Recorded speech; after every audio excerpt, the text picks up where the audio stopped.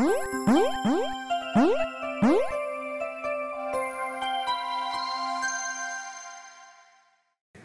name is Nick BOGOVICH. I'm with GSN.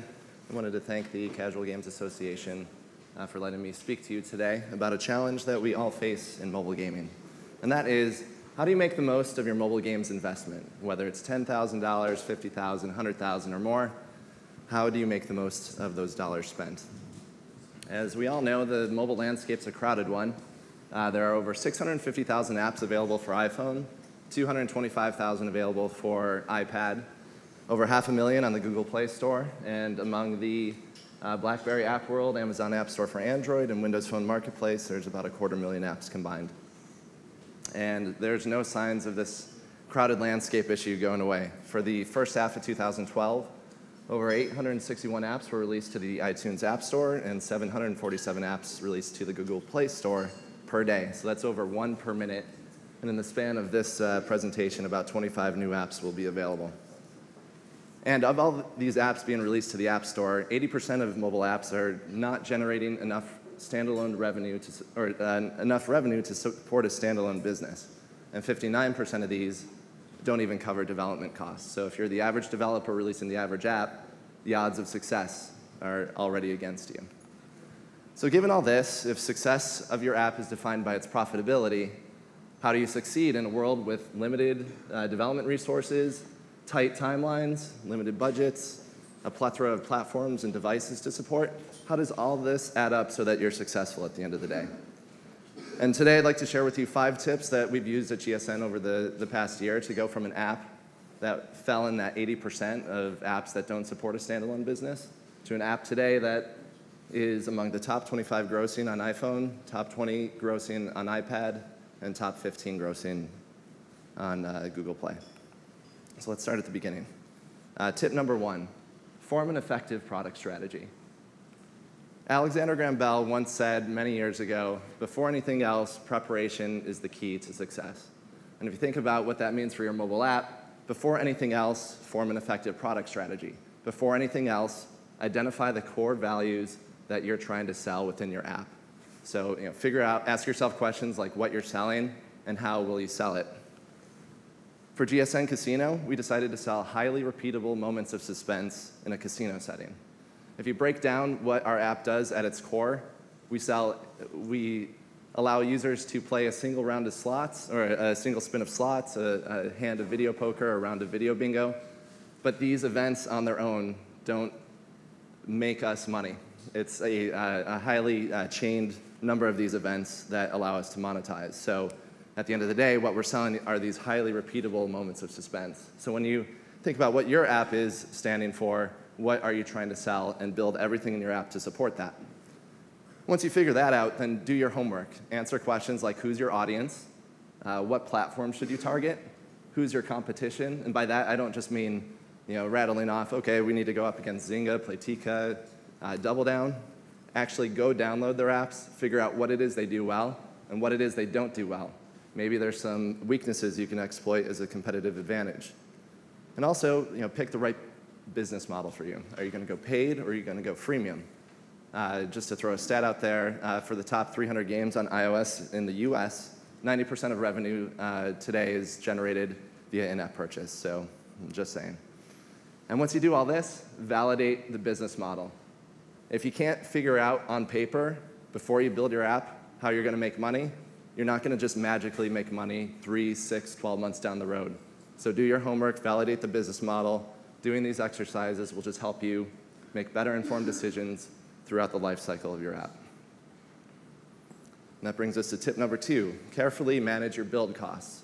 So once you figure out what your app's going to stand for, spend a lot of time planning it out, whether it's on paper, on a whiteboard, Microsoft Visio, whatever your tool of choice is, just get it all out there. So we did that for GSN Casino and mapped out what we thought was the utopia version of our app, and just got it all out for the team to understand.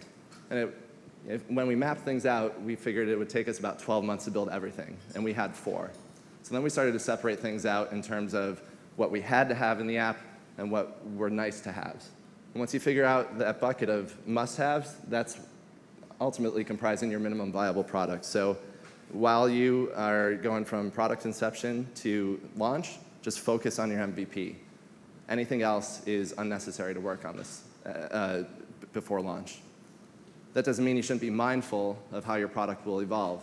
That whiteboard exercise, that's mapped out everything you need at launch, plus a few product updates beyond that. So you should absolutely be mindful of what it is that your app's going to evolve to. You should test early and often. Oftentimes you'll find that something you mocked up on paper doesn't quite translate well to the device. So figuring those things out as early as possible will save you time and money.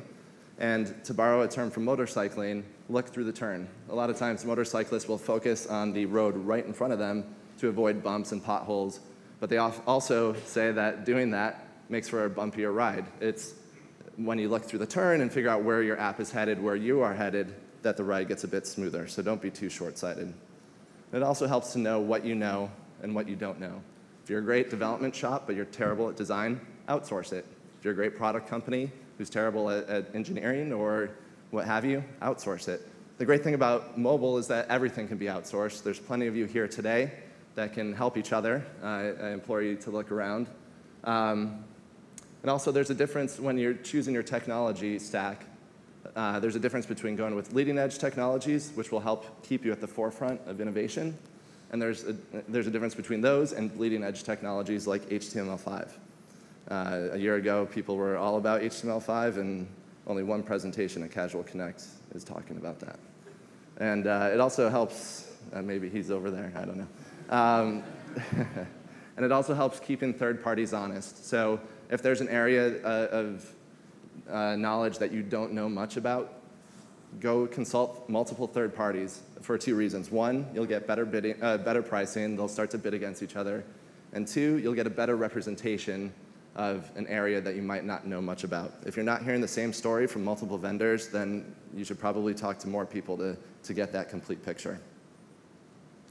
So you figured out what your app stands for. You figured out how what it is you're going to build. Now you need to start acquiring users for it.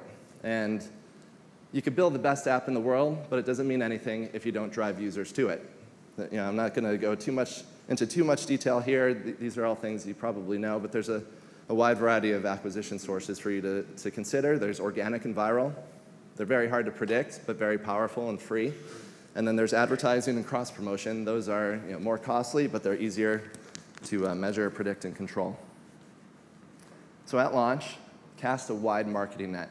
Run multiple creatives across multiple sources of acquisition. And you'll start to see that if you measure your cost per acquisition across a per source and per campaign basis, that you'll find what campaigns are resonating with your users. And in this particular example, the middle creative is resonating very well with the purple fish. So we take what we learned there and try to repeat that success, taking that middle creative and running it across multiple ad networks. And in this particular example, it worked out very well for me. When you're thinking about paid apps, cost per acquisition is a huge part of the picture, but only represents half of what you need to know if you're dealing with freemium apps. And lifetime value is equally as important, LTV, when you're thinking about freemium apps. It helps you measure the quality of the users you're acquiring. So for example, if your CPA is $2 and your LTV of those users is $4, that's great. You're spending $2 to make $2. But if your LTV is $1 for users that you're spending $2 to acquire, that's not so good. You're just throwing money away. So the sooner that you can optimize your acquisition funnel, the less you'll throw away on those unprofitable users. Tip number 4, minimize transactional friction. You never get a second chance to make a good first impression, and this couldn't possibly be more applicable than to mobile. Mobile users have a lot of ADD, so they will jump from app to app. If a user downloads their app, you're lucky if they open it, and once they open it, you have a couple minutes to make a good first impression. So when they open it, you should take advantage of that time and develop a strong rapport with your users. Help them understand right away what it is that your app is all about. So much so that they want to come back to the app. Because if they come back, then you're more likely to develop that sense of trust. And once you do that, hopefully the end goal is to get them to be monetized. And when they're at that point where they want to pay to play, Maximize the likelihood of your monetization by removing all unnecessary barriers between the user and the point of purchase. With GSN Casino, it was during a prototype phase where we realized that our purchases initially were built so that on the game selection screen, you could also go and buy tokens to the right of it. It was very awkward when you were actually in the middle of a game and ran out of tokens, and you really needed those tokens to be recharged. That wasn't in one of those early prototypes. So what we did was minimize the transactional friction. Instead of having a user to go out back to the game selection screen and go make that purchase, we just brought the purchase to them. So do things like that in your app to minimize transactional friction. Every step of the way, every obstacle or hurdle that you put in the user's way will result in drop-off. And keep it simple and straightforward. Keep it so simple that one of my colleagues' 2-year-old daughters can pick up your app, spend 30 seconds with it, hand it back to her dad, saying, "Can you enter your iTunes password so that I can complete my $50 transaction?" Tip number 5, develop a monetization strategy for each user segment. Not all users are created equal. Different users monetize differently.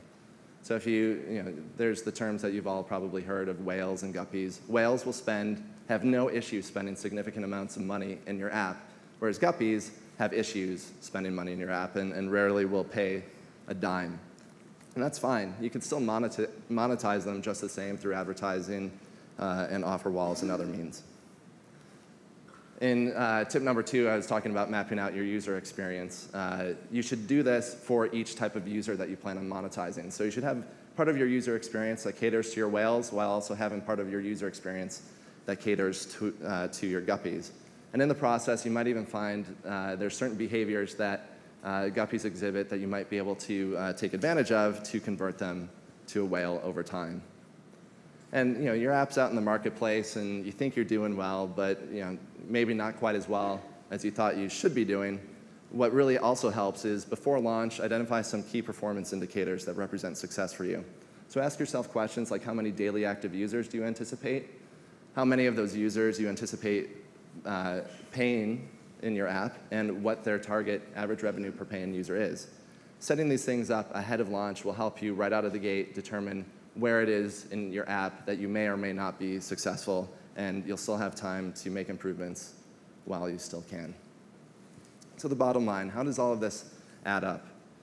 It all boils down to understanding your monetization equation and its drivers.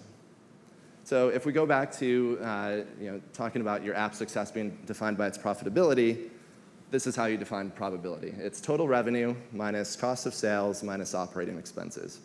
If we break these down even further, there's a few ways to talk about total revenue. You can take your DAUs times your percent of paying players times your daily ARPU times the number of days in the month. That's one way to generate your total monthly revenue. You can also do this using MAUs and monthly ARPU. And it's worth noting that everything on this screen, any way you could drive up your DAUs, percentage of paying players, or daily ARPU will just increase your total monthly revenue. If somebody knows how to increase the number of days in the month, please let me know. Also, if you take a look at your cost of sales, those include your royalties, any hosting fees, payment processing fees like the App Store taxes that we're all familiar with. And operating expenses include hard build costs, staff and contractors, QA, marketing, advertising, et cetera. Any way that you can lower these numbers also helps maximize your profitability.